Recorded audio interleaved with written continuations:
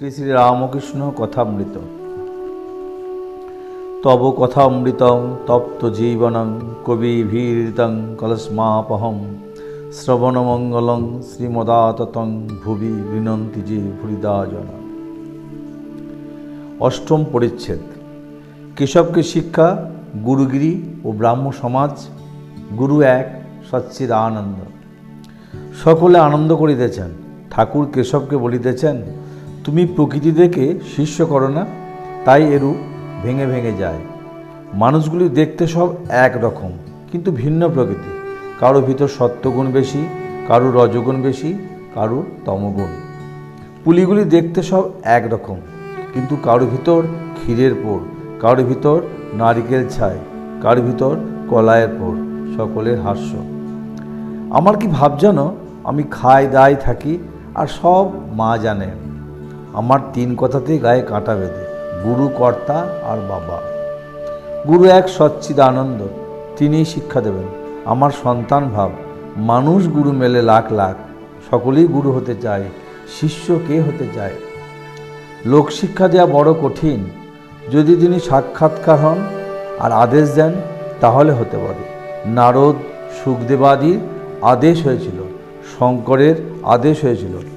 আদেশ না হলে কে তোমার কথা শুনবে?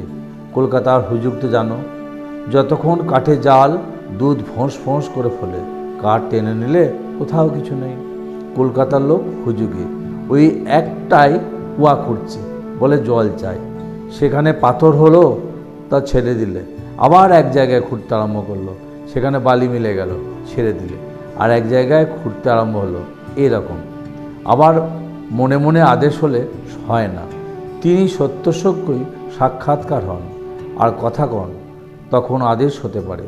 সে কথার জোর কত, পর্বত টলে যায়। শুধু লেকচার, দিন কত লোক শুনবে, তারপর ভুলে যাবে, সে কথার অনুসারে কাজ করবে না। পূর্ব কথা। ভাবচক্ষে হালদার পুকুর দর্শন। ওদেশে হালদার পুকুর বলে একটা পুকুর আছে, পাড়ে রোজ সকালবেলা লোকে বাহ্যে করে রাখত। যারা সকালবেলা আসে তারা খুব গালাগাল দেয়, আবার তারপর দিন সেই রূপ।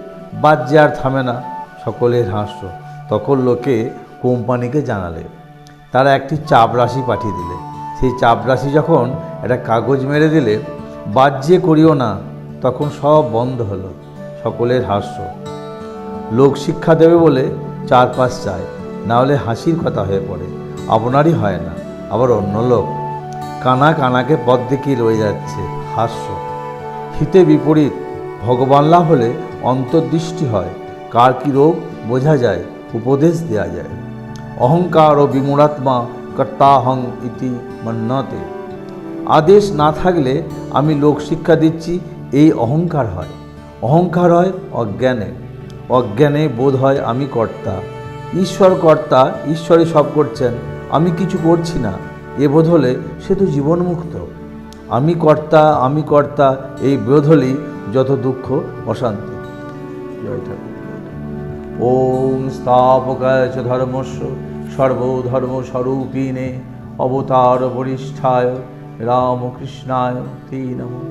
জননীং শারদাং দেবীং রামকৃষ্ণং জগদ্গুরুং পাদপদ্মে ধৃত্বা প্রণমামি মুহুর্মুহুঃ।